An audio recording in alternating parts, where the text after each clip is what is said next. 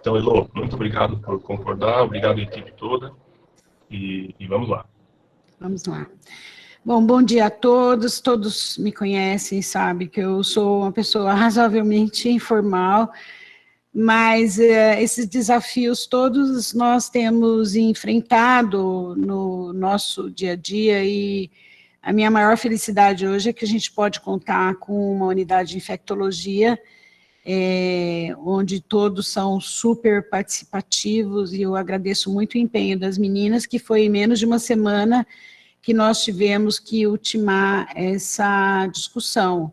Eu vou falar de aspectos gerais, a Maria Fernanda de manifestações clínicas, a Nádia em seguida de manejo de potenciais medicamentos antivirais específicos e o protocolo institucional sobre tratamento, a Camila do manejo do recém-nascido, e a Giovana vai discutir um pouco a situação atual do desenvolvimento de vacinas. Lógico que esse é um assunto que não se extingue, lógico que todo mundo tem que considerar que o que nós sabemos hoje pode ter algumas modificações para amanhã, mas, de uma certa maneira, nós tentamos trazer o que tem de mais atualizado sobre o tema em criança e adolescente.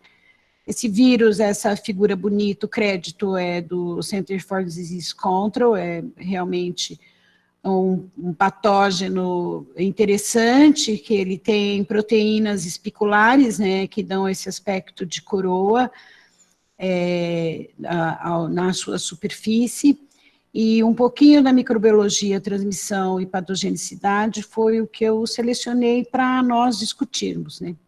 É um grupo de vírus, RNA envelopado, tem uma capacidade grande de mutação, são diversos os vírus já identificados, e há uma grande variedade deles no reino animal, principalmente em morcegos.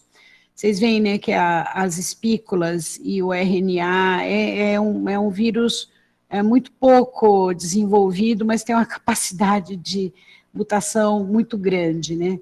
E são já identificados 4 gêneros, alfa, beta, delta e gama. Em geral, os humanos têm mais sobre mais o alfa e beta, e lembrar que, como é uma zoonose, o homem se encontra inadvertidamente ou voluntariamente dentro do reino animal, ou com algum material desses animais que acaba ultimando na infecção humana.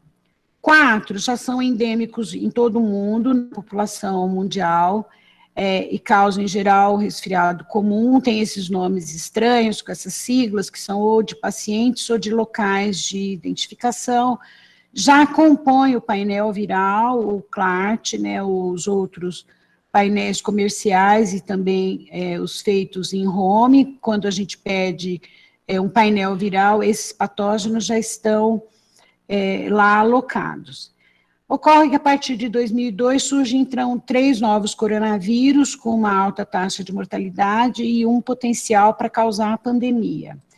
São eles o SARS, o MERS e agora o SARS-CoV-2, ou COVID, né, o apelido dele que a gente mais usa.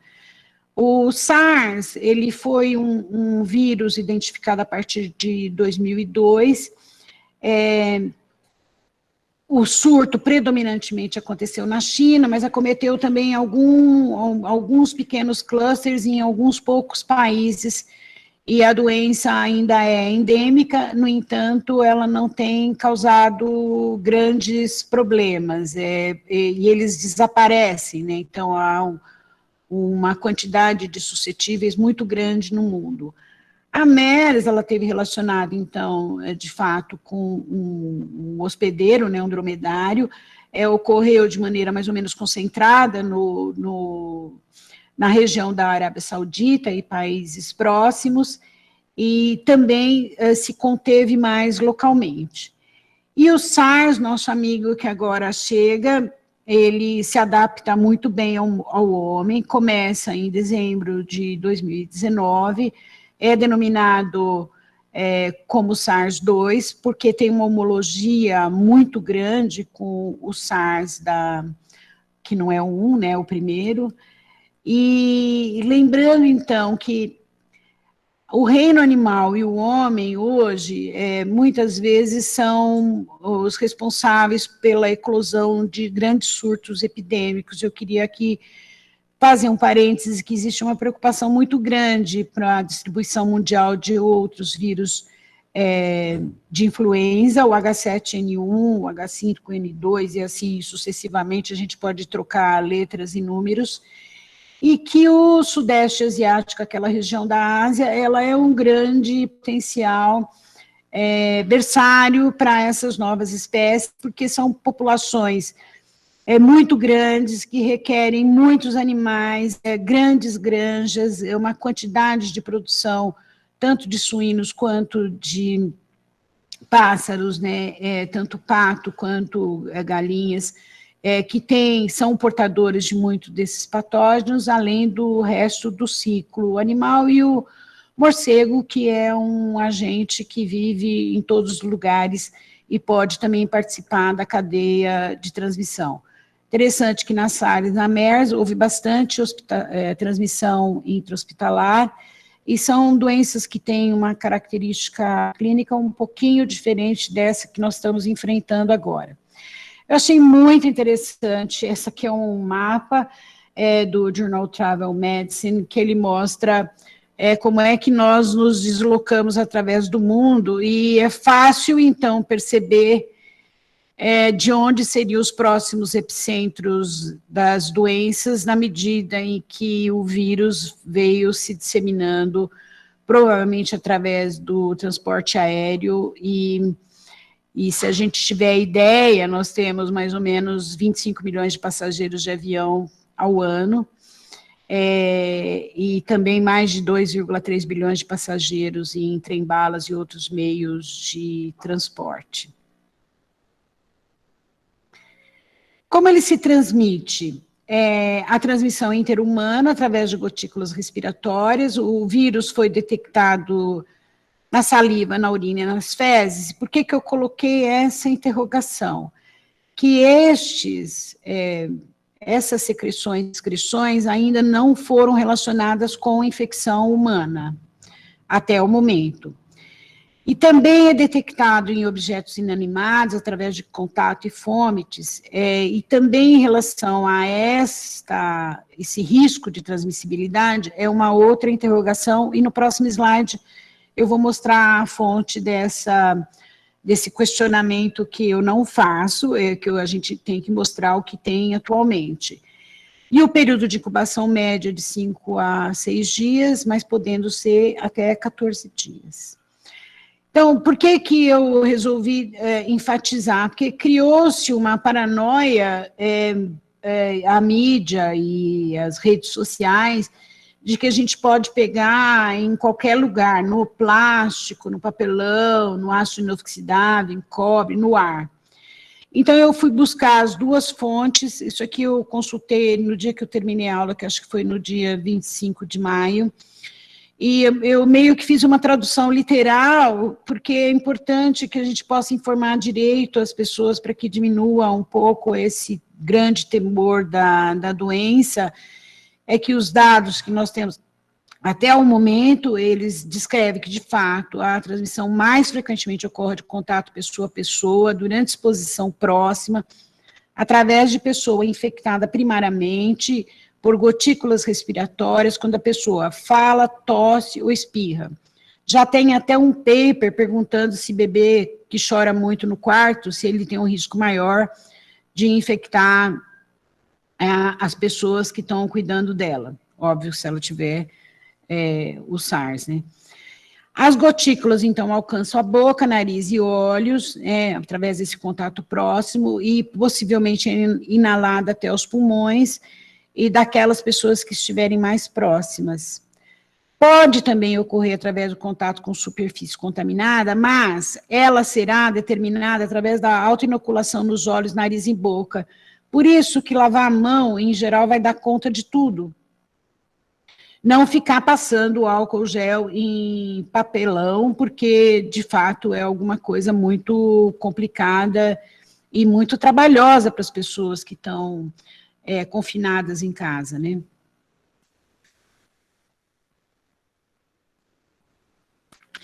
Contudo, então, que nesses 2 documentos fala, a transmissão através de superfície contaminada ainda não foi documentada. E um outro aspecto que é desconhecido por quanto tempo o ar dentro de uma sala ocupada com alguém com infecção confirmada permanece potencialmente infeccioso. Nós estamos usando, por analogia, outros vírus respiratórios, e essa recomendação de 2 a 3 horas, ela está baseada fundamentalmente num conhecimento prévio, não no conhecimento da dinâmica desse vírus até o momento. Bem, as diferenças desses patógenos respiratórios, aqui inclusive a H1N1, primeiro é a taxa de letalidade e o índice de risco infeccioso, o tal do RO. Até o momento que nós temos que quem matou muito foi a SARS e a MERS, a fatalidade do Covid atual é ao redor de 3% no mundo, tem várias taxas. Mas a diferença é que o RO dele é variável, a gente achava que era muito baixo, mas já tem sido identificado taxas maiores, dependendo da prevalência da infecção numa dada população e o grau de isolamento social. E lembrando, então, que um RO acima de 1, você tem um risco de pandemia. E enquanto nós não baixarmos o RO abaixo de 1, nós não vamos ter o controle da infecção no nosso meio, provavelmente, né? Bem, e esse modelo eu achei bem interessante, que é do Luca Ferretti, é que ele assinala para nós que nós conhecemos o azul mais piscina, mas, na verdade, quem mais vai infectar, as taxas de carga viral, provavelmente, elas são nos momentos que antecedem até 2 a 3 dias do início dos sintomas. Desculpem. E vocês veem como eles acham que o RO é composto 0,9 pelo pré-sintomático, 0,8 pelo sintomático, 0,2 eventualmente pelo ambiental e 0,1 pelo assintomático. Então, aqui só para antecipar, que falar que criancinha infecta muito os adultos é alguma coisa não comprovada cientificamente ainda. A patogenicidade é uma infecção viral, o vírus tem que entrar dentro das células, o receptor principal é o receptor da enzima conversora de angiotensina, mas já há outros receptores identificados, e a replicação do vírus, em geral, causa na célula tanto pirocitose como a liberação de ATP, ácido nucleico e oligômeros. Esses produtos são reconhecidos por células epiteliais próximas, endoteliais, macrófago, desencadeia a geração de citocina pró-inflamatória para conter o processo infeccioso, e essas proteínas também, elas são quimoatraentes, elas fazem com que você tenha macrófago, monócito e linfócito T ao local da infecção, promovendo mais inflamação no sentido de você conter o quadro infeccioso. E é, então, necessário que se estabeleça também uma alça de feedback pró-inflamatório, para que isso não persista, não perdure e ocorra lesão tecidual. Essa cronologia de eventos, ela pode dar certo ou pode dar errado. Em outras infecções virais, nós também temos visto. Se a resposta imune for equilibrada, em geral, o que vai acontecer? Você vai conseguir determinar a eliminação das células infectadas antes que o vírus se dissemine. E é muito importante que você produza anticorpo neutralizante, que esses são os capazes de bloquear a infecção. No entanto, quando há um desequilíbrio, uma disfunção da resposta imune, você pode, então, ter um maior acúmulo de células, causa superprodução de citocinas e a resultante vai ser uma tempestade de citocinas que leva a há um dano multissistêmico. Lembrar também que anticorpos não neutralizantes, que são caracteristicamente alguns patógenos produzem, outros coronavírus e o SARS produzem uma quantidade razoável de anticorpo não neutralizante, podem amplificar ainda mais a infecção pelo SARS, o fenômeno denominado AD, exacerbando o dano tecidual. Essa referência, essas duas planilhas são da mesma referência, e que é a mesma, foi o estudo que eu achei que definia de maneira mais clara. Lógico, os imunologistas provavelmente vão ter uma compreensão, mas para quem vai dar aula para residentes, ou para alunos, ou para explicar para as pessoas mais leigas, achei essa figura muito boa, na medida em que ela diz, olha, se tiver desregulação depois da entrada do vírus, a apresentação dela, começa a secreção de produtos e a liberação de produtos pela célula, eu posso não ir bem, então eu vou ter uma ruptura celular além daquela só da célula infectada, eu vou ter um dano tecidual maior em quadro multissistêmico, ou eu vou muito bem, eu tenho meu anticorpo adequado, ele é neutralizante, eu consigo matar só aquela célula infectada e conter a multiplicação viral, porque o vírus precisa da célula humana para se multiplicar. E o outro mecanismo que tem sido que se preocupa muito, e que até interroga se nós vamos de fato ter uma boa vacina, é depender de produção de anticorpos adequados. Os neutralizantes, que de uma certa maneira, eles são, você cria uma rede capaz de contenção viral e de fazer uma resposta imune efetiva, e quando eu tenho anticorpo não neutralizante, defectivo, eu não tenho, o macrófago não tem uma boa atuação, aí acaba facilitando a entrada do vírus e a replicação viral, e não elicitando uma resposta imune específica razoável. Este é um dos dilemas para o desenvolvimento da vacina. O resultado é uma sepse, essa aqui é uma revisão muito boa do Lee, ele fala sobre a sepsis viral, com os fenômenos tromboembólicos e tudo que está acontecendo nesses pacientes. E lembrar que isso aqui eu deixei propositalmente atrasado, porque isso aqui todo mundo vê toda hora, a gente está ficando meio neurótico, né, de tanto ficar olhando o mapa. Mas é uma pandemia, a pandemia é isso, ela pode ainda atingir algum lugar que não foi atingido. E praticamente, acho que no mundo, quase todos os países estão convivendo com essa doença.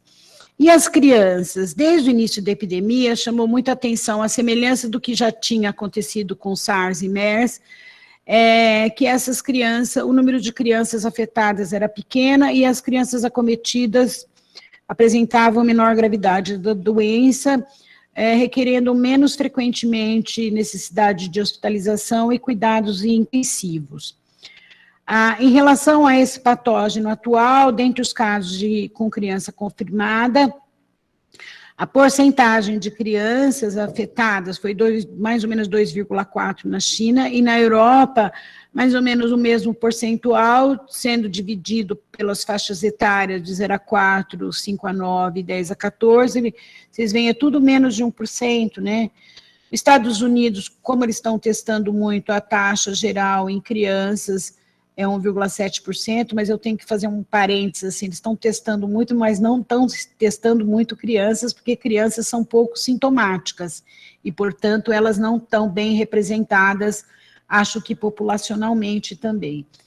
E no Brasil, de 0 a 9 anos, foi muito difícil conseguir esse número. No boletim, eu consegui só no do dia 12 de maio, então estou um pouquinho atrasado, mas eram 4 mil crianças e 117 casos.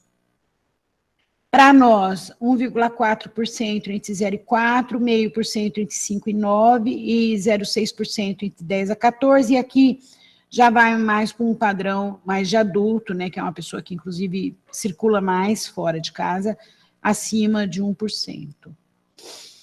E aí a outra pergunta, por que as crianças apresentam evolução mais favorável, se até o momento são,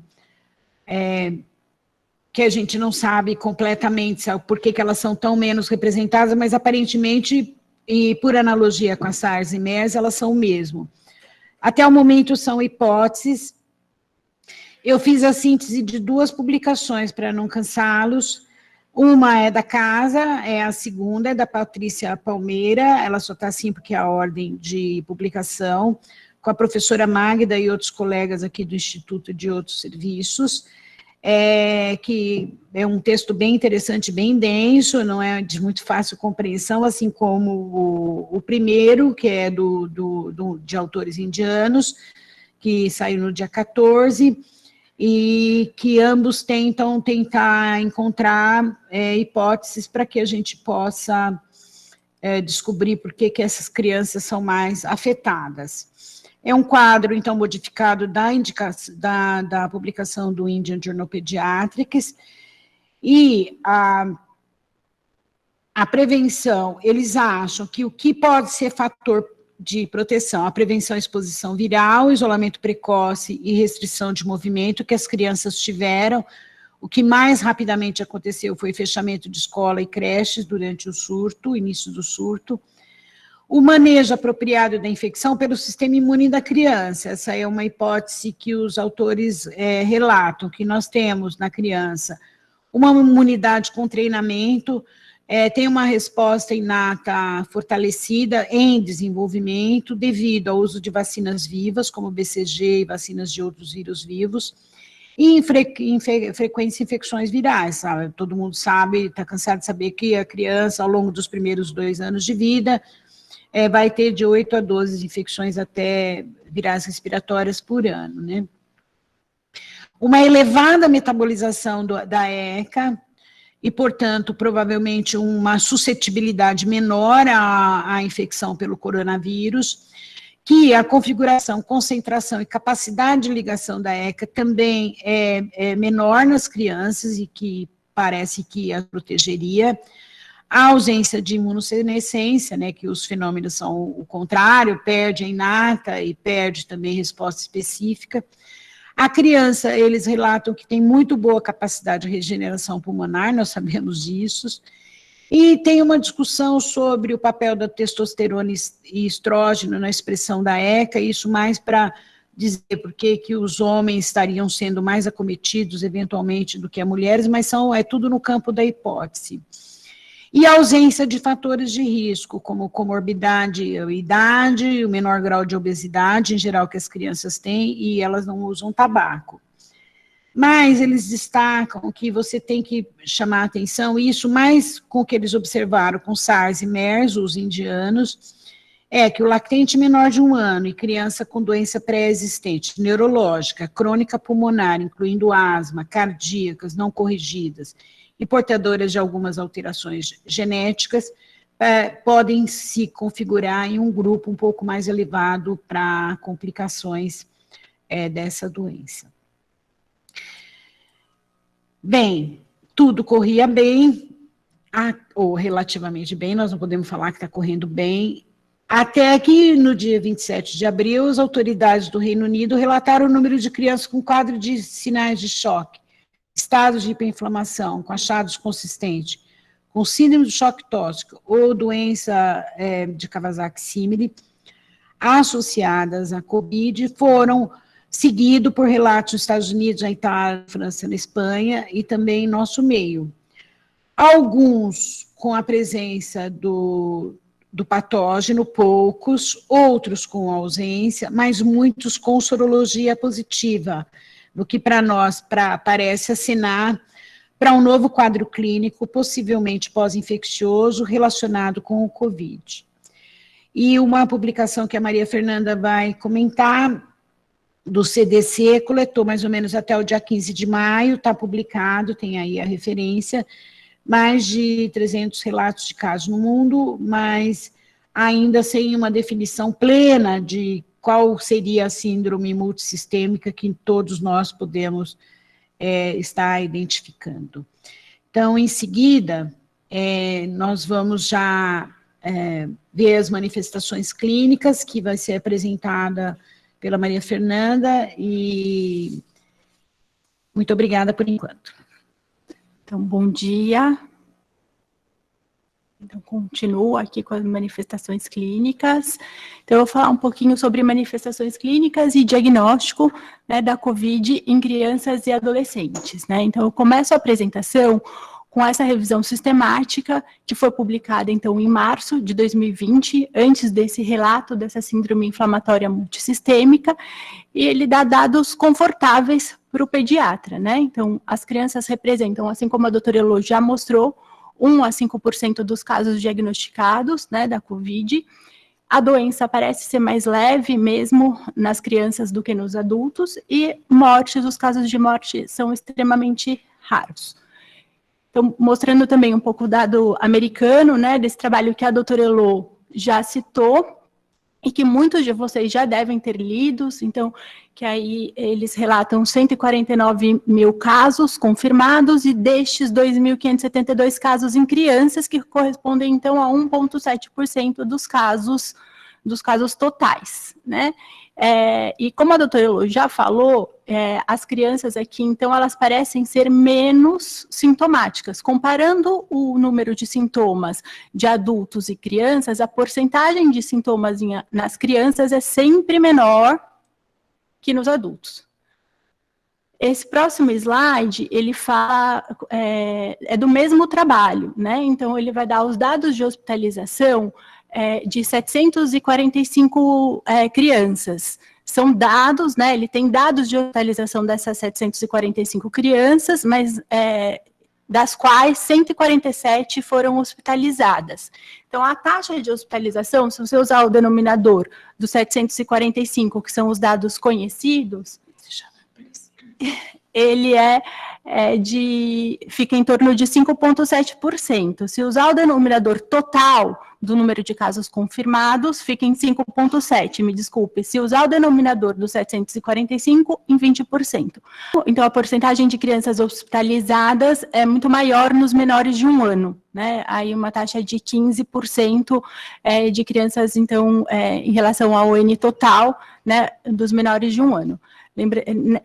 Esse estudo mostrou aí, tiveram 3 óbitos pediátricos, né?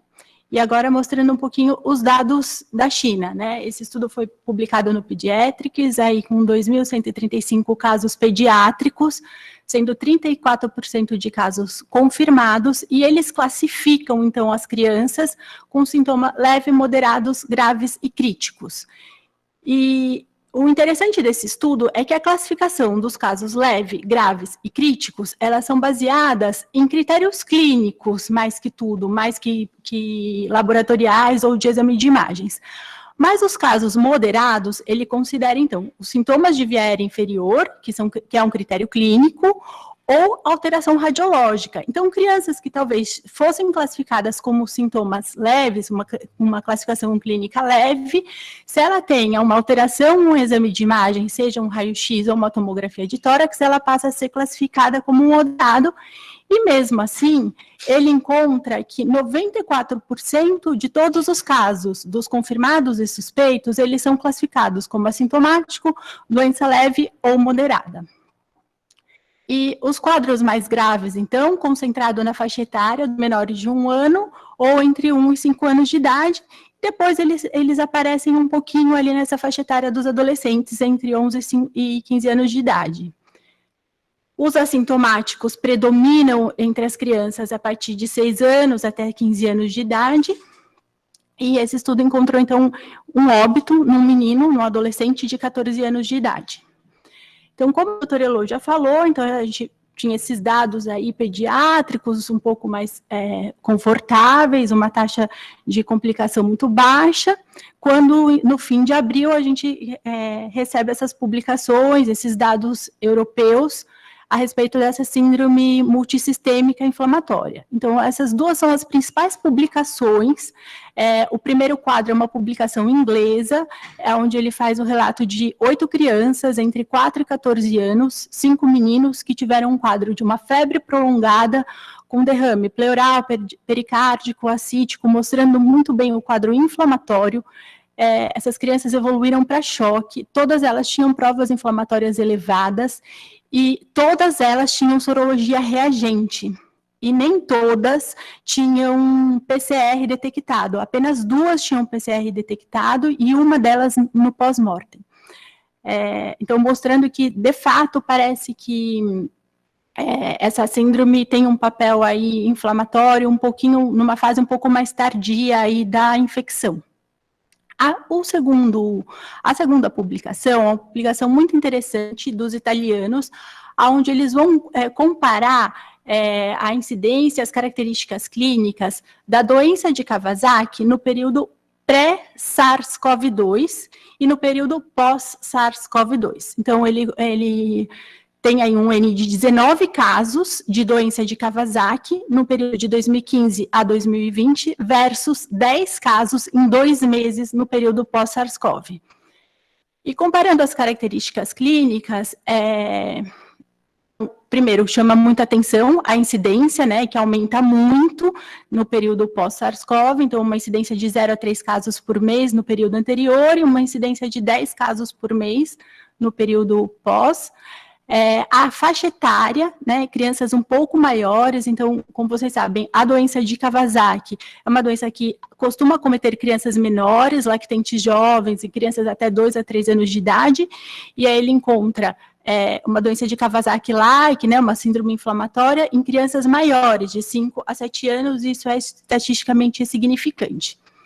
Essas crianças tiveram mais alteração cardíaca do que as crianças com Kawasaki clássico, né, no período anterior ao SARS-CoV, com evolução para choque, com mais evolução para choque, 5 casos, e evolução para síndrome de ativação macrofágica e necessidade de uso de corticoide. Como a doutora Elo já falou, então o CDC europeu, ele relata aí mais de 300 casos suspeitos no mundo da síndrome inflamatória multissistêmica, sendo 230 na Europa, né? Esses dados são até 15 de maio e eles relatam, então, 2 óbitos. E eles propõem, então, o Royal College inglês propõe uma definição para essa síndrome inflamatória multissistêmica, pediátrica, temporariamente ou provavelmente associada ao SARS-CoV-2. E qual seria essa definição? Então, criança, né, com febre prolongada. Então, a febre prolongada é um sintoma que preocupa. Febre por mais de 5, 7 dias, dor abdominal, sintomas gastrointestinais, ou conjuntivite, ou exantema, irritabilidade. Um dado importante é um dado inflamatório, né, provas inflamatórias elevadas e disfunção de órgão, né, choque ou comprometimento cardíaco, ou respiratório, ou renal, ou gastrointestinal, ou neurológico. Ou crianças com critério para doença de Kawasaki, o Kawasaki clássico, ou o Kawasaki incompleto. Lembrando que todas essas crianças, então, apresentam marcadores inflamatórios elevados, como neutrofilia ou com linfopenia, provas PCR, dedímero, interleucina 6, ferritina elevados e palbominemia. Nem sempre há detecção do SARS-CoV-2 no PCR. A maioria dessas crianças, elas têm vínculo epidemiológico, história, né, de contato, ou o momento epidemiológico, né, que é a situação que nós estamos vivendo agora. E o melhor teste para esses casos tem sido a sorologia. Lembrar que com infecção com outros patógenos, ela pode ocorrer e excluir outras causas, especialmente as doenças bacterianas invasivas causadoras de choque tóxico, né, Staphylococcus aureus e Streptococcus pyogenes, né, do grupo A.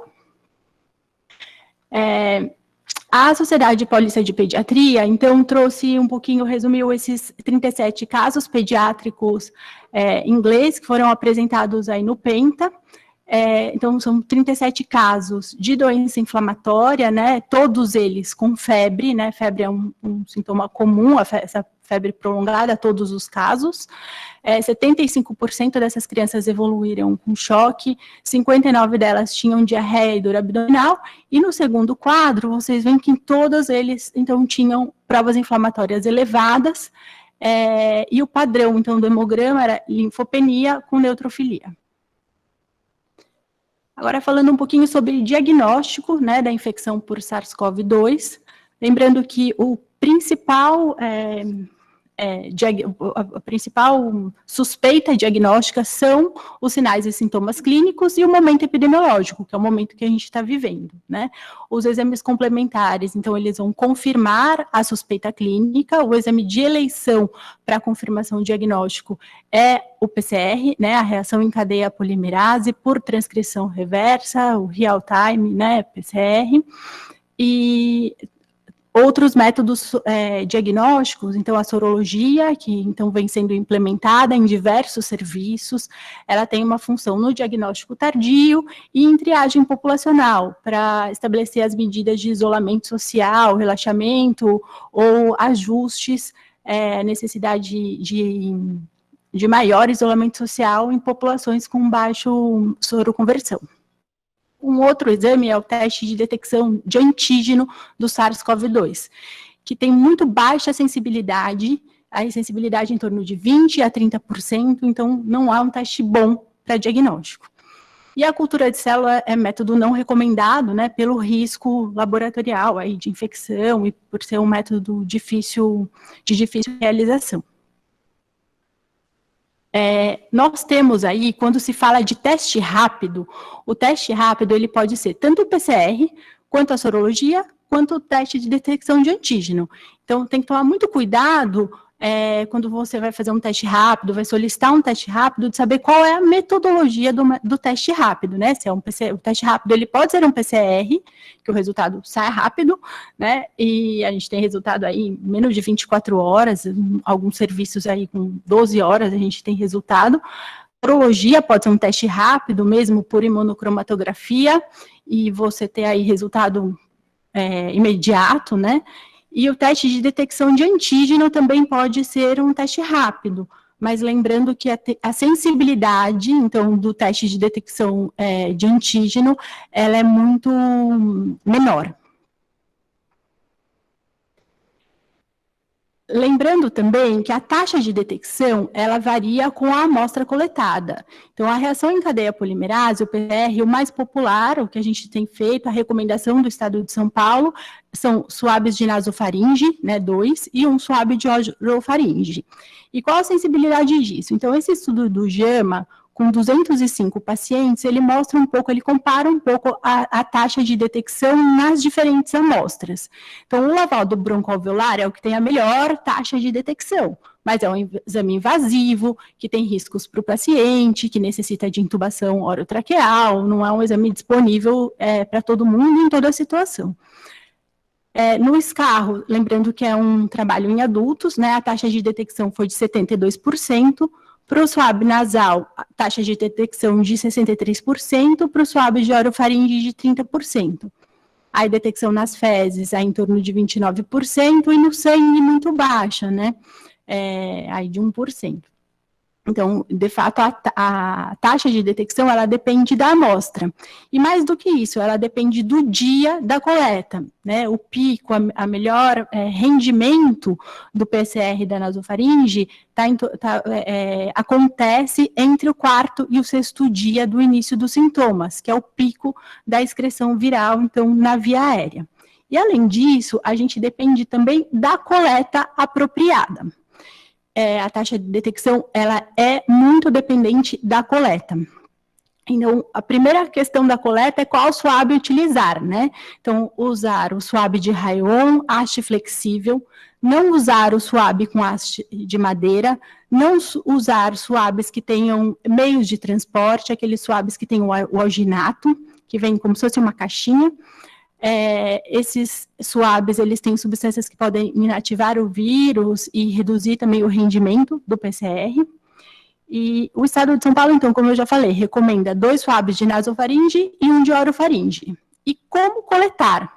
Eu até coloquei a figurinha, que isso é uma coisa que gera muita dúvida, muitos serviços, como o nosso serviço que tem residente, a coleta é feita por residente, então a gente precisa treinar toda vez que muda o grupo, né, de residentes, a treinar a coleta. A coleta em criança precisa ser em 2 pessoas, então, assim, precisa do auxílio da família para coletar, ou de algum outro profissional, é melhor que colha sempre deitado, com a criança deitada. Precisa segurar, como são 3 swabs, precisa ser rápido, né, mas precisa ser preciso, né? O swab de nasofaringe, você precisa, então, introduzir o swab na narina e chegar lá na nasofaringe e ainda dar uma giradinha lá no fundo para você captar as células da nasofaringe. Então, especialmente, você vai conseguir fazer o seu melhor no primeiro. Então, caprichar no primeiro, rapidamente já colhe o segundo, e o de orofaringe, você precisa chegar lá na parede posterior, também da orofaringe, e dar uma giradinha, né? O ideal é que o swab fique 10 segundos lá. Então, são procedimentos que geram aerossol, e lembrar, então, do uso de EPI adequados para o profissional que está fazendo a coleta. Falando um pouquinho agora de sorologia, né? As sorologias mais utilizadas, então, elas detectam anticorpos IgM e IgG do hospedeiro contra a proteína S da espícula do SARS-CoV-2, né? Da spike, da espícula, essa figurinha que a doutora Elo já mostrou, né? Que são esses antígenos aí em amarelinho, na figura. E a sorologia, então, tem uma função no diagnóstico da fase tardia da infecção, após aí 10 a 15 dias do início dos sintomas, especialmente nesses casos com síndrome inflamatória, ou em casos em que os sintomas exuberantes apareceram após os 7º a 8 dias de infecção, e para vínculo epidemiológico, né? Esse estudo, então, mostra que 173 pacientes com SARS-CoV-2, e é um estudo em adultos, e o rendimento, então, a taxa de soroconversão foi de 93%, mas lembrando que na primeira semana do início dos sintomas, a taxa de detecção cai muito, para menos de 40%, e tem o melhor rendimento a partir do 15º dia do início dos sintomas. Esse outro trabalho mostra um dado bem parecido, mas ele é um estudo de caso controle, com 33 casos descartados e 43 confirmados, então ele consegue dar direitinho sensibilidade e especificidade. Então, a sensibilidade ela melhora muito, como no trabalho anterior, após o 15º dia do início dos sintomas, e aí com uma taxa de sensibilidade para IgG de 88%, e especificidade para IgG de 90%, sendo o melhor rendimento aqui no 15º dia. Aqui em preto, essa figura, essa primeira linha é o IgG, e mostrando que ela tem, então, uma função quando a taxa de sensibilidade do PCR começa a cair. Para finalizar, eu queria falar um pouco da tomografia de tórax como arsenal diagnóstico. Então, a tomografia ela tem sido utilizada em casos com alta suspeita e com PCR negativo. Os chineses, eles têm uma opinião que precisa fazer tomografia de todo mundo, inclusive das crianças. Os trabalhos chineses, eles defendem isso, a classificação deles é dependente do exame radiológico. Então, esse trabalho com 171 crianças positivas, com testes positivos de PCR, ele vai dar um diagnóstico de pneumonia em 64,9% das crianças, e ele dá um dado de 12 pacientes assintomáticos que tinham pneumonia, então, na tomografia de tórax. Mas será que precisa fazer pneumonia em todas as crianças? Então, os italianos, eles discutem esse dado, né, e eles publicam, então, esse estudo com 59 crianças com suspeitas de Covid, um estudo em Roma, no hospital em Roma. Ele não fez tomografia em ninguém. Ele fez 14 raio-x, e ele teve Covid confirmado em uma criança, um Covid confirmado por PCR, que tinha um quadro de febre, tosse, exames inflamatórios normais. Ele faz um ultrassom que tem uma consolidação subpleural, e a criança evoluiu bem, se recuperou sem nenhum tratamento. Então, a tomografia de tórax, ela melhora a precisão do diagnóstico, mas será que para todo mundo ela tem desvantagens, altos custos, necessidade de sedação, exposição à radiação, e de acordo com o guideline, então, de pneumonia da Sociedade Americana de Infectologia, a história e o exame médico, eles que vão determinar, né, a gravidade da pneumonia, e as imagens são reservadas, então, para crianças comprometidas, hospitalizadas. Para finalizar, eu trago aqui a tomografia de um paciente nosso que ficou muito grave, com focos de consolidação, e opacidade em vidro fosco, distribuição aí das imagens bilateral, né? E essa criança, felizmente, teve alta, então, a semana passada. E agora eu passo para a Nádia. Continua. Bom dia, então eu vou pedir agora um pouco mais de paciência e persistência, né? Nós vamos contar com andamento na aula, ficou uma aula um pouco longa, mas de fato eram muitos dados que a gente tinha para discutir, né? Então eu vou falar um pouquinho sobre tratamento. Então, tem várias, né? Aqui eu coloquei um pouco um painel geral do que tem se estudado, das medicações estudadas para o tratamento de COVID. Então, a gente vê, tem os antivirais, o mouse está meio ruim, né? A hidroxicloroquina associada ou não a ácitro, anticoagulantes, inibidores da ECA, esses em azul, né, a ivermectina, a nitazoxanida, eu não vou falar, eles só têm trabalhos in vitro, né, parece que está saindo um trabalho em vivo de ivermectina, mas eu não vi a publicação dele, só na mídia, assim, que eu ouvi dizer, mas por enquanto são trabalhos in vitro. As imunoterapias, o zinco e vitamina D, inclusive, mas são também estudos mais teóricos, né, de que eles poderiam ser adjuvantes. E tem muitos estudos em medicina tradicional chinesa, que eu não vou, obviamente, comentar, porque eu não tenho esse conhecimento, e a maioria deles está em chinês, de toda forma. Então, os que estão em verdinho, que eu destaquei, são os que eu vou comentar um pouquinho mais, tá bom? Então, vamos começar com as recomendações gerais. Então, de forma geral, a gente tem muitos dados na literatura, mas pouca consistência ou pouca robustez nesses dados, né? Então, o que que se recomenda por enquanto, claro que isso vai mudando à medida que vão saindo novos estudos, não usar medicações profiláticas, nem pré, nem pós-exposição, né? A não ser no âmbito de pesquisa. Não realizar exames ou tratamento em pacientes que estejam assintomáticos ou oligossintomáticos, tanto confirmados quanto suspeitos. E aí, aqui eles fazem uma frase mais longa, assim, porque eu tirei isso do site do NIH, né? Então, como até agora não há nenhuma comprovação sobre segurança ou eficácia de nenhum medicamento, não tem dados suficientes para a gente recomendar a favor ou contra da maioria das medicações, né? Tanto antivirais quanto imunomoduladoras. Ou seja, né, a gente não tem, o que eu comecei falando, a gente não tem ainda dados clínicos muito robustos para recomendar fortemente ou contraindicar fortemente alguma medicação. E as crianças, por enquanto, não são incluídas nessas pesquisas clínicas, então, evidentemente, tudo que eu vou falar daqui para frente, que são os estudos que foram publicados nos últimos meses, são em adultos, tá? Então, vamos começar com o mais polêmico, né? Que é a hidroxicloroquina ou a cloroquina associada ou não a ácitro.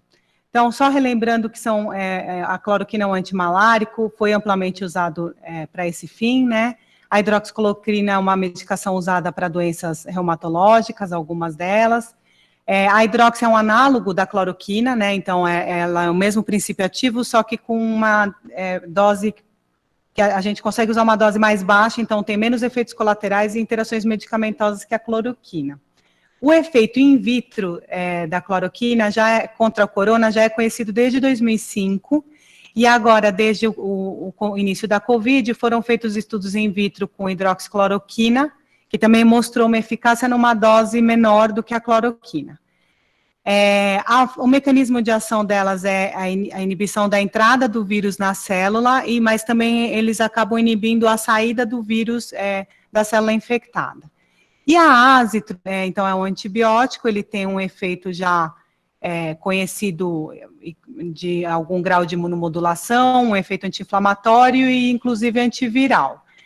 Mas eu queria só ressaltar que durante a COVID, né, os estudos de COVID da ácitro, eles são todos em associação com hidroxicloroquina. A gente não tem estudos de azitromicina como droga isolada para COVID, tá? Pelo menos por enquanto. E aí, esses estudos clínicos, né, sobre a hidroxicloroquina trazem dados controversos, acho que por isso que também gerou mais polêmica esse tipo de tratamento. Então, o que a gente tem de estudo clínico? Então, no início, né, lá da pandemia, mais ou menos em fevereiro, começaram a surgir alguns estudos observacionais que mostravam uma tendência a melhor resposta virológica, né, ou seja, a clearance do vírus e melhora clínica com o uso de hidroxicloroquina associado ou não a ácitro, porque aí dependia da prescrição médica. Teve uns estudos franceses, acho que de Marselha, falando disso, e também saiu esse estudo randomizado com 62 pacientes que tinham quadro pulmonar, né, mas sem gravidade. Então, eles randomizaram 31 para cada lado e acompanharam 5 dias, e o desfecho era ver se tinha melhora clínica e radiológica. E o grupo com hidroxicloroquina teve melhora radiológica, né, mais rápida do que os que não usaram, menos febre e menos tosse do que o grupo controle.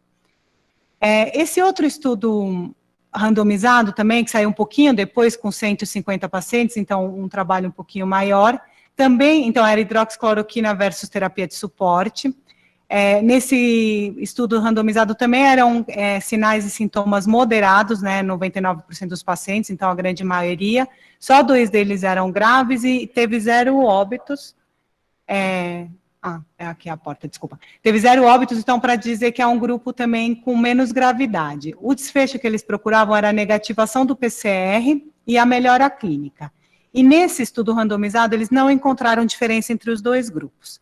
Então, já começam os dados aí a discordar, né, os estudos a encontrarem dados um pouco discordantes. E dali para frente, o que tem saído mais de estudos são dados mais incômodos, vamos dizer assim. Então, esse estudo retrospectivo com 368 pacientes, todos do sexo masculino, acho que era um hospital militar, por isso que tinha poucas mulheres, eles acabaram excluindo para não ter esse viés. Eles também é um observacional, né? Então, eles olharam o grupo com hidroxi mais ácitro ou sem hidroxicloroquina. O desfecho era ventilação mecânica e óbito, só que nesse trabalho tinha um problema, como ele não era randomizado, tinha diferença de gravidade entre os grupos. Então, os grupos que usaram o tratamento, eles eram mais graves. Então, a gente vai ter um viés no resultado. Não sei se vocês conseguem enxergar aqui, mas nessa tabela ele vai comparar, então, o grupo, eu não sei, meu mouse está muito ruim, eu não consigo apontar. O grupo, então, em cima da hidroxicloroquina, hidroxiácitro versus sem hidroxicloroquina, né? E a gente vê uma tendência que é necessidade de ventilação mecânica, óbito e óbito com ventilação mecânica, né? Então, a gente vê que o grupo com hidroxicloroquina, ele tem um risco maior de evoluir para eventos graves. Na maioria deles, a gente vê que o intervalo de confiança passa pelo 1, né, de 0,5 a 3, então não são dados estatisticamente muito significantes, a não ser esse daqui, né, de 2,6. De toda forma, tem o viés, como a gente já comentou, de que o grupo que usou medicação era um grupo mais grave, então a gente não sabe se isso foi devido à medicação ou só pela característica do estudo. Esse outro estudo observacional é já um pouco maior, com 1.400 adultos, de Nova York. Eles excluíram os pacientes que intubaram, foram a óbito ou tiveram altas nas primeiras 24 horas. O grupo que recebeu hidroxicloroquina, então, era mais grave também, porque é um estudo observacional, então, o mesmo problema do estudo que eu acabei de mostrar, e o desfecho era intubação, né, ou ventilação mecânica e óbito. Essa tabela, também não sei se dá para vocês enxergarem, aqui ficou meio ruim, mas na primeira linha, eles comparam, as 2 primeiras linhas aqui vão comparar o grupo que usou hidroxi com o que não usou, e a gente vê, então, aqui no risco, que eles chamam de risco cru, né, análise crua, um risco 2,5 vezes maior de óbito ou ventilação mecânica no grupo hidroxicloroquina. Só que aqui, nessas linhas de baixo, eles vão fazer uma análise estatística, onde eles tentam, então, equiparar os 2 grupos, né, como a gente comentou que o grupo da hidroxi é mais grave, eles fazem, então, isso de uma forma estatística, onde eles tiram os fatores de risco, e os fatores, na verdade, eles equiparam os grupos com a multivariada, e depois eles fazem uma análise onde eles vão tentar fazer uma ponderação com os fatores de risco, né? E nessa análise aqui, a gente já vê que o risco fica de 1, né? Então, que não tem diferença entre os grupos. Então, um dado que mostra aí que talvez, né, talvez não tenha malefício, mas talvez também não tenha benefício no uso da medicação. E aí, finalmente, saiu, eu tinha terminado a aula na quinta, então na sexta saiu esse trabalho, não sei se provavelmente vocês já ouviram falar, é um estudo bem grande, com 90, eu trouxe aqui o gráfico só para a gente ter uma ideia do número, 96 mil pacientes, né, um estudo multicêntrico com mais de 600 hospitais, 6 continentes, de 20 de dezembro a 14 de abril. E aí ele vai separar esse estudo em 2 grupos, o grupo controle, que é quem não usou nem cloroquina, hidroxicloroquina, e nem associado ou não a ácitro, e o grupo com tratamento, que aí ele separa nos 4 grupos, né? Só cloroquina, só hidroxi, cloroquina e ácitro, hidroxi e ácitro.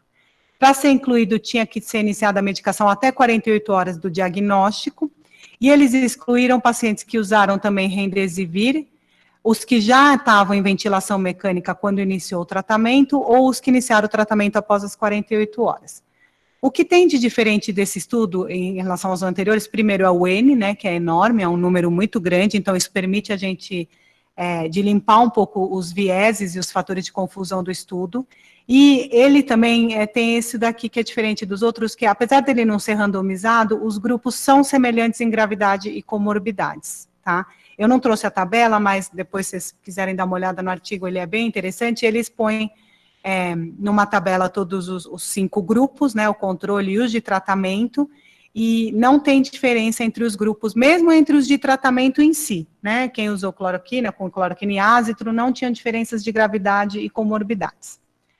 E o que esse estudo encontrou, então, ele tem vários dados interessantes, eu não vou detalhar muito, porque senão a aula vai ficar muito longa, mas o que está para o lado esquerdo da linha, então, seriam fatores protetores, né, um risco menor de, aqui dessa tabela, o desfecho é mortalidade, tá, e nessa do lado é eventos cardíacos. Então, aqui o que está para o lado esquerdo é menor mortalidade, e o que está para o lado direito é maior mortalidade. Então, a gente vê que tem uma menor mortalidade em pacientes que estavam usando inibidores da ECA, aqui é estatinas, e aqui as nossas 4 medicações estão para o lado daqui da curva, né? Então, a cloroquina hidroxi associada ou não a ácitro parece ter, então, um aumento de risco de associação com óbito né, no hospital. E aqui, essa tabela, então, ela vai mostrar os dados de arritmias ou eventos cardíacos, mais arritmia ventricular especificamente. E aqui a gente vê que os fatores de risco, então, para ter arritmia são ICC, né, insuficiência cardíaca congestiva, já ter uma arritmia prévia, né, alguma doença, alguma arritmia anterior, e de novo a gente encontra, então, aqui as nossas 4 medicações, né, associadas com um aumento de eventos cardíacos, mais especificamente arritmia. Então, esse trabalho tem alguns problemas, né, então, ele, por exemplo, não dá muitos detalhes de como, né, dos dados, de como foi feita essa coleta de dados, né, um estudo muito grande, e eles pressupõem que os dados que não estavam na tabela, eles eram negativos, né, então, que é um pressuposto que nem sempre a gente pode ter em consideração, mas ele tem o que a gente já comentou, que são o poder de uma amostra muito grande com grupos parecidos. E aí as conclusões é que não há benefício, então, no uso dessas medicações em pacientes internados, e ele é bem polido em não falar que talvez haja até um malefício, né, inclusive óbito, mas ele não fala, ele só fala que não dá para dizer que tem um benefício, e que há um maior risco de mortalidade e arritmias associadas às medicações, ao uso dessas medicações no tratamento de COVID, né.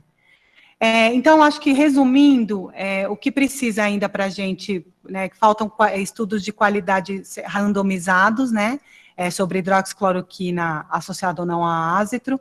Por enquanto, então, ainda tem poucas evidências de que haja benefícios no uso das medicações no tratamento da COVID. Então, a recomendação é que seja usada apenas em ambiente hospitalar e, de preferência, num contexto de pesquisa clínica. E lembrar que essas medicações associadas a ácitro têm um alto potencial de toxicidade, principalmente cardíaca, e interações medicamentosas.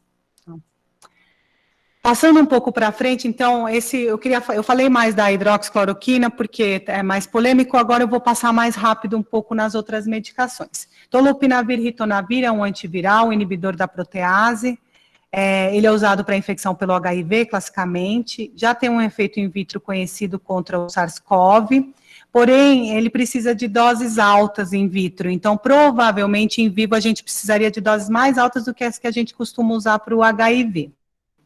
E saiu esse estudo, mais no começo, acho que foi em março ou abril, com quase 200 pacientes com pneumonia por Covid, e eles randomizaram, então, metade usou o lopinavir e ritonavir e a outra metade não usou. E o que eles encontraram é uma tendência a menor mortalidade no grupo que usou o lopinavir e um tempo de UTI um pouquinho inferior nos pacientes que foram medicados, mas não tem significância, não encontrou significância estatística.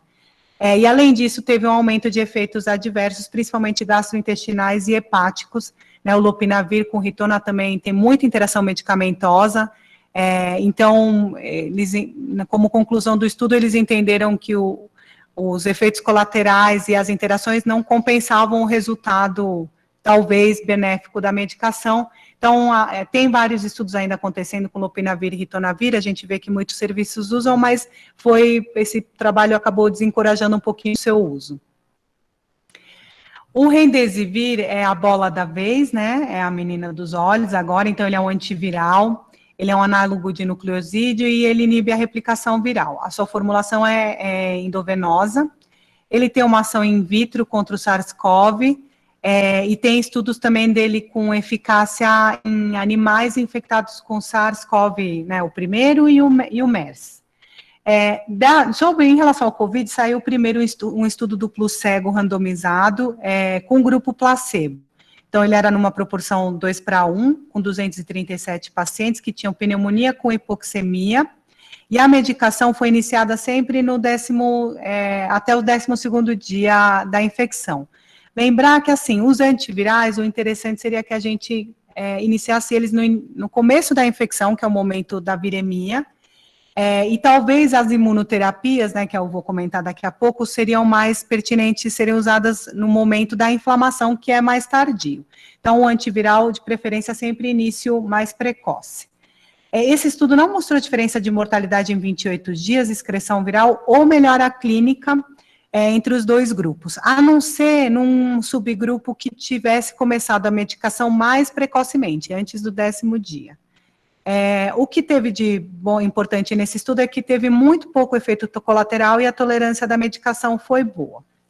E aí, na semana passada, saiu uma notícia, eu não achei ainda isso publicado em literatura científica, mas tem um press release aqui de que o FDA liberou o uso do remdesivir para COVID, baseado num estudo que ainda não está publicado, então esses dados eu não tenho eles completos, são desse press release que eu tirei, que foi um estudo duplo cego randomizado, também com grupo placebo, os pacientes tinham pneumonia e hipoxemia, e parece que o grupo que usou o remdesivir teve uma recuperação 31% mais rápida, e uma menor mortalidade comparado com o grupo placebo, e isso então incentivou a liberação, não é uma liberação formal, né, é uma liberação só para o momento da pandemia nos Estados Unidos. Aqui no Brasil a gente não tem essa droga disponível, a não ser para alguns estudos, alguns centros que estão incluídos em estudo, mas senão a gente não tem ela disponível. Então essa parece ser a mais promissora. Falando então um pouco agora das imunoterapias, eu vou começar falando do plasma de convalescente. Então, a ideia é que os pacientes que se curam do SARS-CoV, então, produzem anticorpos neutralizantes e que esse plasma poderia ser usado no tratamento de pacientes com infecção. Eu vou citar aqui um artigo de revisão que incluiu 5 estudos, com 27 pacientes no total. Então, apesar de ser uma revisão, são estudos pequenos ainda. E eles mostraram uma tendência, uma melhora na redução da carga viral e aumento dos títulos de anticorpo em todos os pacientes que usaram o plasma convalescentes, uma tendência à melhora de mortalidade em pacientes mais críticos, né, e melhora clínica nos pacientes graves. E agora, esses dias, né, acho que esse fim de semana, saiu um estudo com 5.000 pacientes, né, que usaram o plasma de convalescente, mas era um estudo mais voltado para tolerância e segurança da medicação, que parece que se mostrou segura, Então, talvez aqui a gente tenha também uma saída aí para tratamento. E é claro que eu só estou citando, tá? Eu não vou comentar isso, mas só para vocês saberem que estão elaborando também um anticorpo monoclonal específico para SARS-CoV, né? Então, baseado nessa ideia, né, a elaboração de um anticorpo monoclonal, então ainda está em estudos bem iniciais. Sobre imunoglobulina geral, né, não específica,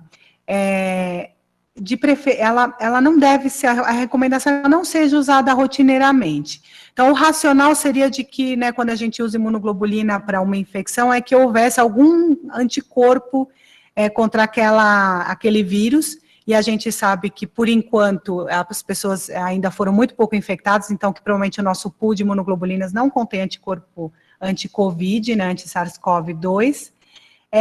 Agora, mas ela vem sendo indicada um pouquinho mais agora, considerando essa síndrome hiperinflamatória, né, que tanto a doutora Elô quanto a Maria Fernanda comentaram, e principalmente quando for num formato, né, quando essa síndrome aparecer com características ou critérios da doença de Kawasaki, né, então lembrar que imunoglobulina é a droga de escolha para tratamento da doença de Kawasaki, e no caso da doença de Kawasaki relacionada ao Covid, o tratamento é igual à doença de Kawasaki que a gente já conhece, que é a imunoglobulina, AS e corticoide nos casos refratários. Mas, se não, para quadros respiratórios, ela deve ser evitada e, se usada com moderação. Ou com cautela, né, mais do que moderação. Sobre o corticoide, então, também uma medicação bem controversa, né, o uso em síndrome respiratória aguda grave já é controverso, né, então tem estudos falando que tem benefícios e muitos estudos falando que não tem. Em relação aos estudos com Covid, tem um estudo que mostrou que teve menor mortalidade em pacientes que está em SRAG, né, em síndrome respiratória aguda grave associada ao Covid, que usaram metilprednisolona em uma dose de 1 a 2 por quilo, tiveram menor mortalidade. Mas tem outros trabalhos falando que não teve diferença. Então, também não é para usar rotineiramente, a não ser no caso de doença de Kawasaki refratária ao tratamento com imunoglobulina. Outros imunoterapias estudadas, então, são os inibidores da IL-6 e da IL-1, tem vários estudos, nenhum deles ainda traz dados suficientes para a gente recomendar ou contraindicar seu uso, então eles ainda permanecem em estudo. Em relação ao interferon alfa e beta e os inibidores da JAK, eles ainda estão contraindicados a não ser em pesquisa clínica, então a gente tem menos dados ainda, digamos assim, então por enquanto eles devem ser usados apenas num contexto de pesquisa. E eu vou falar um pouquinho da anticoagulação, também é um tema polêmico, né? Então, a gente sabe que o COVID pode provocar um estado de inflamação, levando a um estado protrombótico, com aumento de fibrina, produtos da degradação da fibrina, fibrinogênio, dedímero, e que esses pacientes com essas características têm piores desfechos clínicos. E vários estudos já mostram, de COVID, né, já mostram altos índices de tromboembolismo pulmonar e venoso, mesmo em pacientes com anticoagulação profilática. E esses eventos são mais comuns em pacientes intubados ou em ventilação mecânica. Tem um estudo retrospectivo de quase 3.000 pacientes que mostra, então, uma mortalidade semelhante em pacientes com ou sem anticoagulação terapêutica, né, então vocês vejam que é bem parecida, mas no subconjunto de pacientes em ventilação mecânica, né, que é de quase 400, os que receberam anticoagulação tiveram uma mortalidade bastante inferior aos que não receberam, né, então 29 versus 62. Então, esse trabalho dá uma ideia de que talvez a anticoagulação não seja benéfica para todo mundo, mas que tem algum grupo que possa se beneficiar, sim, da anticoagulação terapêutica. Por enquanto, a recomendação é que se faça a anticoagulação profilática terapêutica apenas em quem já tem indicação, né? Muitos adultos internados já fazem profilaticamente por indicação das comorbidades em pacientes adultos, e que não, né, essa decisão não seja tomada por conta do COVID, que seja independente do COVID. E em relação a crianças, não há dados para recomendar nem a anticoagulação profilática, nem a monitorização da coagulação na criança, né? Essa é a recomendação oficial. Aí eu vou falar um pouquinho agora do manejo. Então, eu só queria comentar que aqui no Instituto a gente elaborou um consenso que é institucional, então foram muitas equipes envolvidas, tanto equipes assistenciais quanto equipes técnicas, né? Então, pronto-socorro, as enfermarias, UTIs, cardiologia, fisioterapia, infecto, hemato, imuno, o pronto-socorro eu falei, né? Eu acho, não sei, não quero, se eu esqueci de alguém, me perdoem, mas é um trabalho que a gente fez em conjunto. E aí, ele está disponível na intranet aqui do site do Instituto da Criança, vocês podem consultar. Eu só vou mostrar um pouquinho dele, só para mostrar que aqui, então, a gente optou por incluir pacientes com síndrome gripal, mas também só com febre, ou só com sintomas gastrointestinais, ou com as manifestações mucocutâneas que poderiam chamar mais atenção para uma síndrome hiperinflamatória, né? E que esses pacientes, então, se tiverem fatores de risco, que basicamente são doenças de base ou imunossupressão, seriam investigados e acompanhados. Não necessariamente internados, né? A internação vai depender dos critérios clínicos, mas pelo menos investigados. E a gente acabou tentando, né, aproveitando esse consenso para tentar fazer também, aprender um pouco sobre a doença. Então, a gente tem várias pesquisas em torno do COVID aqui na instituição, né, e com várias áreas envolvidas também. E aqui a tabela ficou pequena, é só para citar, essa tabela fala sobre o tratamento e o manejo, e a gente classificou, então, em quadro mais, esses quadros aqui de cima são quadros leves, pneumonia leve, pneumonia grave, o choque, a doença de Kawasaki-Simile e a doença hiperinflamatória com ou sem síndrome de ativação macrofágica, né? E o tratamento específico, que é essa coluna aqui, então a gente não recomenda nenhum, né? A gente tinha deixado um pouco em aberto a questão da hidroxicloroquina, que poderia ser usada excepcionalmente, a gente não usou aqui no Instituto nenhuma vez, tá? E agora, com esse último estudo, talvez a gente devesse tirar até o uso excepcional, não sei, é uma coisa que a gente vai ter que discutir na próxima atualização. E a gente, então, previu para o tratamento de Kawasaki o tratamento tradicional com imunoglobulina, AS e o corticoide, caso haja refratariedade, já que parece que esses casos são mais graves e mais refratários ao tratamento com imunoglobulina do que os Kawasakis não associados ao COVID. E aí eu queria, então, agradecer e também comentar que todo esse esforço é da equipe toda aqui do Instituto da Criança, então as linhas de pesquisa, praticamente todos os nossos professores titulares estão envolvidos, a gente também tem os laboratórios que estão colaborando com a gente, então o laboratório de soroepidemiologia e imunologia do IMT, o LIM 36, que fica aqui no Instituto da Criança, o laboratório da biologia molecular e imunologia do HC, e praticamente todas as áreas clínicas e também áreas administrativas que têm ajudado a gente, principalmente na organização do atendimento e nos fluxos de atendimento aqui no serviço. Era isso, muito obrigada, e depois a gente fica aberto para perguntas. Agora eu vou chamar... Pessoal, o horário está um pouquinho avançado, então o que eu sugiro que a gente faça, dado que o pessoal tem outros compromissos e tem bastante gente saindo, é que a gente abra para discussão sobre os temas que já foram pontuados. Aí o pessoal pode mandar pergunta por escrito no chat, ou a gente faz uma rodada de abertura de câmera e de áudio, e talvez a gente deixe as outras duas partes para uma outra data, para fazer um outro módulo. A gente tem, na verdade, a gente teria até as 10h30 para encerrar, e já são 10h30. O que vocês acham? Acho que tudo bem para a gente, né? Tudo bem. Sim. Legal, excelente. Desculpa, então, para a Camila e para a Gi, mas é que ficou um pouquinho longo, mas o assunto realmente é muito vasto, né? Muita coisa, muita polêmica, como dizem no jornalismo, muitas pautas bomba, né? Então, perguntas, gente, querem mandar alguma coisa aqui no chat?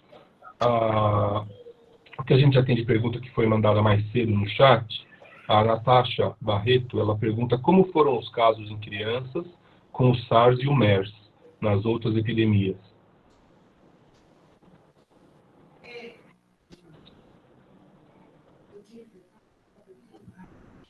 A Natasha já saiu, mas eu respondo.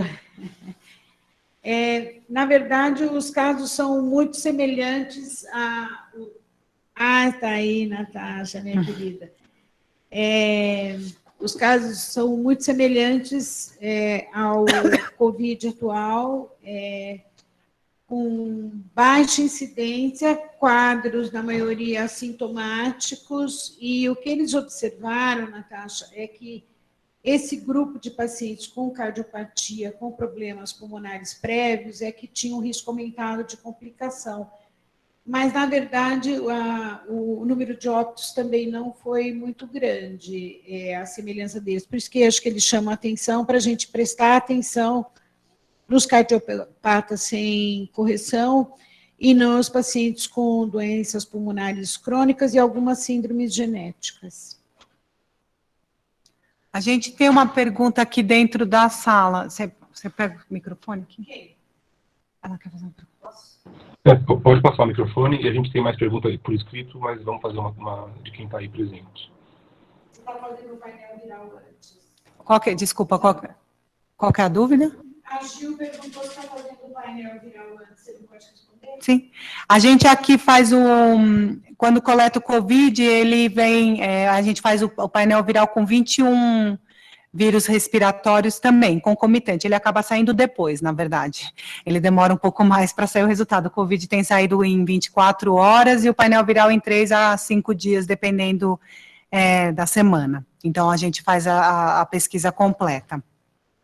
Eu queria perguntar se vocês percebem uma diferença entre esses casos que tem essa tempestade de citocinas, que está sendo chamado de Kawasaki-like, e o que é visto em adultos com quadro grave. Porque eu imagino que o que a gente está vendo em adultos com quadro grave também seja uma tempestade de citocinas. Eu queria saber se existe uma diferença entre o que é visto em criança e adulto, ou se criança tem alguma coisa específica, ou são simplesmente os casos mais graves de criança, aquela pequena porcentagem mais grave. A senhora responde, doutora Elon? Bom, a pergunta é muito específica sobre esses casos mais raros, graças a Deus, e vão continuando a ser raros, e acho que todos ouviram, e, na verdade, acho que, Lúcia, a minha resposta é que nós não sabemos. Agora, não tem necrópsia, você viu, Maria Fernanda? Não vi necrópsia de criança com multissistêmica ainda descrita na literatura. Eu acho que essa doença é uma doença multissistêmica per si, independentemente de ter um quadro sindrômico. Eu acho que ela afeta todos os locais onde você tem uma quantidade de receptor para o vírus. No entanto, do ponto de vista sintomático, predomina quadro pulmonar, mas eu acho que também pode ter quadro do sistema nervoso central em adultos, aparentemente alguns quadros que achou-se que era só mais um acidente vascular, provavelmente foi ocasionado pelo próprio vírus. Não sei se eu respondi. Bom dia. Tudo bem? Posso fazer uma pergunta? Marcelo, posso passar só um na frente que já tinha perguntado antes? A gente já sabe para você já, desculpa. Eu vou ler uma pergunta da Silvia Nigro, que mandou aqui no chat, e depois eu vou abrir um pouquinho para a Flávia Piazon, que falou que quer conversar sobre genética, fazer uma pergunta sobre genética. Então, a Silvia quer saber de co-infecção com influenza e vírus sincicial respiratório, dada a sazonalidade. Se existe algum comentário, alguma observação a ser feita sobre isso? Uma pergunta, só vou repetir aqui para a doutora Lu escutar. A pergunta é sobre co-infecção com influenza e vírus sincicial. Então, assim, aqui no ICR, a gente, não lembro da gente ter visto nenhuma co-infecção, não sei se alguém me corrige, se estiver errado. No começo da pandemia, lá para fevereiro, março, teve co-infecção com sincicial, que era bem o momento epidêmico nessa zonalidade do vírus sincicial respiratório, não em nosso hospital, mas eu fiquei sabendo de casos em outros serviços. E na literatura, especificamente, não é uma coisa que eu cheguei a olhar mais profundamente. Os chineses têm esse dado, né? Fala. Então, tem um trabalho chinês com, acho que 2.000 crianças, que ele mostra maior índice de hospitalização nas nas crianças com infecção, com Covid e vírus social respiratório ou influenza. E tinha alguns poucos casos de adeno e parainfluenza, né, nesse trabalho. Mas dava diferença estatística na taxa de internação dessas crianças. Foi um dos primeiros estudos pediátricos, acho que publicados pelos chineses. E foi isso mesmo, né? Depois do isolamento social, a impressão que a gente tem, os nossos Covid, a gente não teve nenhuma co-infecção mesmo. Que eu me lembre também não, dos dados. Mas os dados prévios dos outros serviços têm esses dados, sim. Posso perguntar? Eu vou só abrir. A Guta falou, desculpa, Só um bebê, desculpa. Tem uma Guta, fila, gente. É... Eu vou abrir para Flávia calma. Piazon, tá? Flávia, você está aí? Quer abrir o microfone? Eu chamo já o Marcelo e o Paulo Maluf na sequência e tem mais pergunta por escrito. A Flávia quer entrar? Flávia Piazon. Então, vocês estão me ouvindo? Tô, pode falar. Tá. Então, eu queria agradecer muito aí a aula, muito esclarecedora, todas vocês, um trabalho bem bonito. E queria só compartilhar que da parte de genética é isso que a gente está vendo, mas as síndromes malformativas, que teriam alterações múltiplas anatômicas, principalmente envolvido o coração. Tem alguns casos de paciente com síndrome de Down no mundo, com cardiopatia grave, que acabou falecendo. Agora, um dado interessante é que eu tenho 3 crianças com erros inatos do metabolismo, que são do consultório, inclusive uma delas tem aumento de homocisteína, porque é uma deficiência de cobalamina C, e não tiveram casos graves. Então, pai ou mãe com o PCR, né, do RNA vírus confirmado, a criança não chegou a fazer o exame, mas teve um dia de febre, algumas nem febre tiveram e não descompensaram da doença metabólica. Claro que é super pouco, né? Eu tenho 3 crianças, é um relato particular, mas era algo que nos dava muito medo se as crianças com erros inatos iam descompensar, porque várias descompensavam com influenza, e eu não estou vendo com Covid-19. Então, só para a gente colocar aqui. Muito obrigada, Flávia, mas eu acho que é isso mesmo, eu acho que mais focar naquelas que têm algum grau de dificuldade respiratória residual, ou crianças que tenham também cardiopatia. Acho que esses são o nosso foco maior. As outras, a gente fica com o sinal de alerta, mas aparentemente o funcionamento delas não tem sido tão grave quanto das outras crianças. Muito obrigada. É isso, obrigada a você. Eu queria dizer que o pessoal, não só o Marcelo, mas o pessoal do Hospital Darcy Vargas está lá nos assistindo, a gente agradece muito, é uma parceria antiga, de quem nós gostamos bastante de discutir e compartilhar. Legal, Marcelo, pode abrir o microfone. Bom, muito obrigado pela apresentação, excelente, bacana, e é interessante até para a gente colocar algumas coisinhas, né? Uma delas é a proposta da gente tentar juntar os nossos casos e fazer uma publicação com um N muito maior. Isso já seria bem interessante. Outra questão, uma das coisas que a gente vê nessa síndrome multissistêmica, que ela normalmente acontece depois. Tanto é que a grande maioria dos casos você não vê PCR, você vai ver sorologia. Eu acho que esse é o ponto que diferencia muito em relação aos adultos e a tempestade inflamatória nos adultos. Até porque parece que o comprometimento pulmonar, pelo menos nos casos descritos, foi muito menos importante do que o que a gente vê nos adultos, né? E tem alguns estudos também em relação à co-infecção com influenza, e parece que quando você tem influenza positivo, tem uma tendência a uma menor resposta, a um menor resultado de PCR para o COVID também. E nesses pacientes você acaba descrevendo quadros graves e isolamento em lavado broncopulmonar.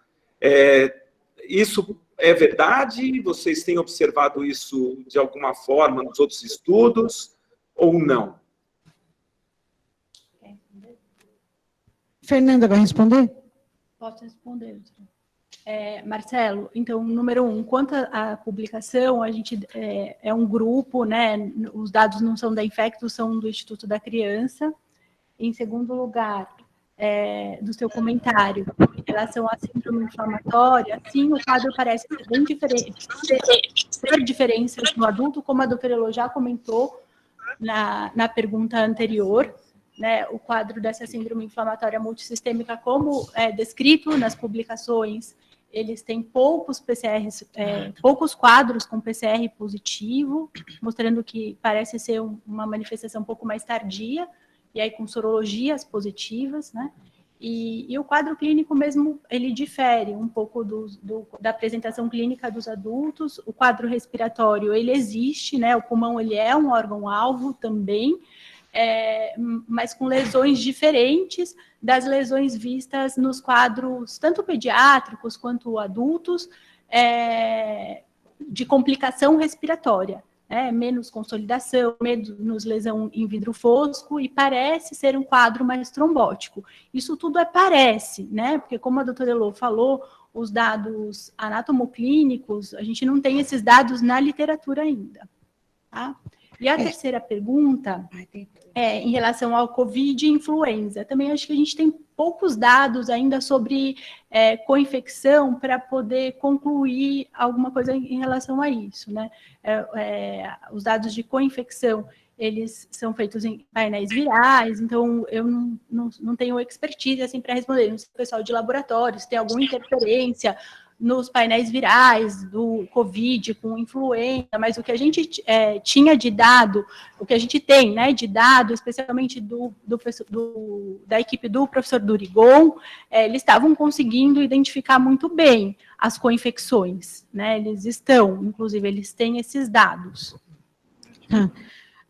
Deixa eu só complementar. Eu acho que o espectro da criança, em vez de a gente falar que é uma síndrome única, Marcelo, nós vamos ter que pensar em várias síndromes, porque, assim, tem criança que faz doença de Kawasaki incompleta síndrome e que melhora em 3 dias, e tem criança que faz esse síndrome muito, muito intenso. Então, eu acho que são espectros, alguns infecciosos e outros pós-infecciosos, para os quadros multissistêmicos, que provavelmente a gente vai conseguir depois definir um espectro. Mas eu não tenho experiência nem dados suficientes para avançar na discussão. Obrigada. Paulo Maluf, quer abrir a câmera e o microfone? Posso, Paulo. Vai, pode ir? Pode ir? Manda bala. Manda bala. Sim, senhor. Então, vai lá. Partindo da premissa que o quadro grave, ele é um quadro hiperimune, ele é um quadro em que o vírus é um fator desencadeante, ele não é o agressor, do ponto de vista histopatológico. Existe alguma relação com a carga viral para que esses fenômenos aconteçam? Você está querendo saber no adulto ou na criança? Adulto. No adulto tem relação com carga viral. Cargas virais mais intensas tem quadro de infecção e citocina, mas a relação com gravidade tem. Eu não sei se tem essa relação com intensidade de marcadores inflamatórios, Maluf, eu não sei, eu preciso estudar. Eu, muito sinceramente, não sei. Porque, na verdade, a pergunta é a seguinte: como o quadro parece ser idiosincrásico também, ele não ocorre em todo mundo, ele ocorre em uma minoria de pacientes, em que momento o vírus começa a desencadear o processo? E a pergunta, na verdade, essa ideia de dar medicação, no caso a hidroxicloroquina, precocemente, como o pessoal tem defendido, será que quando começa a febre, começa a tosse, a viremia já existe e aqueles indivíduos que vão desenvolver o quadro grave vão desenvolver de qualquer jeito? Ou seja, adiantaria dar tratamento precoce para essa turma? Eu posso estar ligado aqui? Vocês estão me ouvindo? Então, doutor Paulo, eu, em relação ao tratamento precoce, acho que no racional, todas as medicações que têm um efeito antiviral, acho que sim, deveriam ser usadas precocemente, mas, por enquanto, a gente tem uma lacuna desses estudos na literatura. A gente tem poucos estudos de uso, principalmente da hidroxicloroquina e da cloroquina, bem precocemente ou em pacientes sem nenhuma gravidade, né? Sem pneumonia, sem algum acometimento. Então, a gente não tem, no racional, sim, né, eu concordo com o senhor, eu acho que, aliás, a gente precisava ter esses estudos, né, sobre medicações antivirais no início da infecção, no mesmo modelo que a gente usa, por exemplo, o oseltamivir para influenza, né, que a indicação é nas primeiras 48 horas, justamente para evitar a progressão para quadro grave, mas a gente não tem esses dados ainda.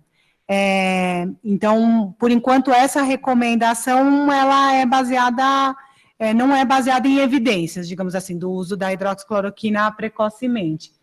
Teve até um hospital privado que tentou fazer um estudo, né, mas Sim, finalmente, sim. Acho que não foi aprovado pelo Comitê de Ética, não sei, teve algum Todo problema. mundo sabe disso. Acho que essa era essa ideia, mas acho que a gente não tem essa resposta. E, por outro lado, acho que também tem duas coisas que são diferentes, que tem uma síndrome hiperinflamatória, entre aspas, que é o choque séptico, que acho que está bem correlacionado com a infecção mesmo. Não sei se a gente tem dados tão consistentes de que tem uma infecção com carga viral, né, mas parece que sim, parece que quanto mais vírus exposto, mais chance do quadro ser grave. E depois tem essas síndromes hiperinflamatórias que são mais tardias, no modelo da doença de Kawasaki, que aí já são mais respostas anticorpo mediadas, né? Então, que talvez não tenham a ver mesmo com o grau de exposição à carga viral, que eu acho que era a primeira pergunta que o senhor fez, não sei se era isso. Tá bom. Eu vou ler a última pergunta que foi mandada Obrigado. aqui no chat de texto. Tem muita coisa, na verdade, mas pelo avançar do horário, a gente vai ler só mais uma. Querem saber, da equipe de Infecto do ICR, qual a opinião de vocês sobre a melhor forma de fazer a volta às aulas para as crianças nessa época? Não posso. Eu tô louca para saber também, viu? Tá bem difícil. Eu vou aproveitar a pergunta para a gente poder estar fechando a reunião. Aliás, para mim, ela é ótima, porque eu posso falar um pouco que criança não é super spreader. As crianças não são super spreaders. As crianças, são pouquíssimas as crianças transmitiram para adulto, porque elas ficaram confinadas muito precocemente. E, aparentemente, as pessoas oligossintomáticas têm uma carga viral menor. Então, acho que esse é o primeiro aspecto.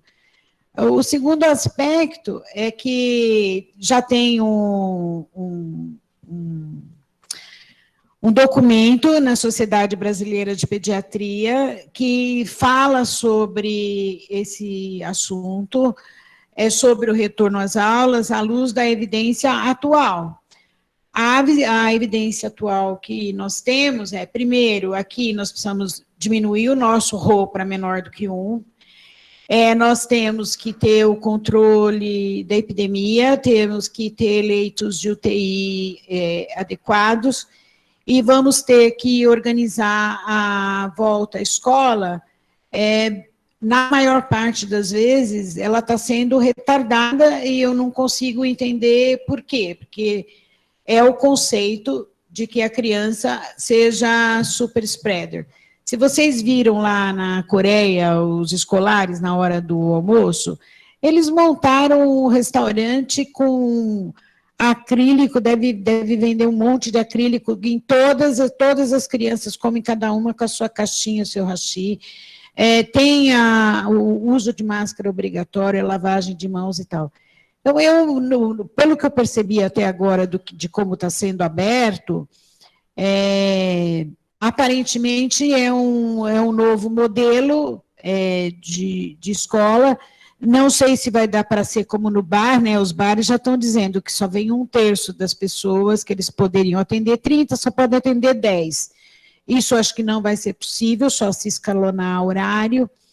Mas o que eu mais sugiro é que vocês leiam o texto que está online, acho que disponível para todos na Sociedade Brasileira de Pediatria, que, aliás, lá tem muitos outros informes bem interessantes, e talvez a gente possa estar pensando daqui para frente em como programar, mas acho que para nós ainda demora um pouco, né?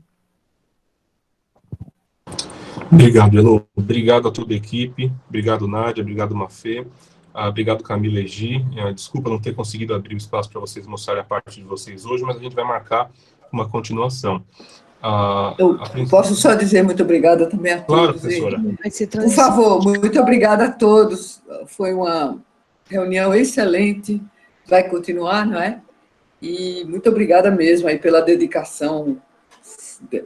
Deve ter sido muito grande para conseguir ler tudo isso e preparar em tão pouco tempo. E convido a todos os 250 que chegaram aqui que, por favor, não deixem mais de vir. E obrigada muito, especialmente a Alberto, por estar organizando por essa iniciativa. Obrigado, professora. Eu acabo de colocar no chat aqui o link, vou pôr de novo para quem não está vendo, o link do nosso canal do YouTube, que é onde vai aparecer esse vídeo daqui a alguns dias. A gente edita ele, dá uma limpadinha e publica, tá? E aí, a continuação, a gente vai fazer em alguma quarta-feira, ou a próxima ou a outra. Vamos só ver como é que está o calendário do Instituto e a gente faz a divulgação quando tiver confirmado, tá? Vai ser, então, a transmissão vertical, vacina, e a gente pode discutir um pouco mais manejo, né? E talvez chamar CCH para pontuar alguma coisa também, que houve uma demanda aqui no chat, eu achei a ideia interessante.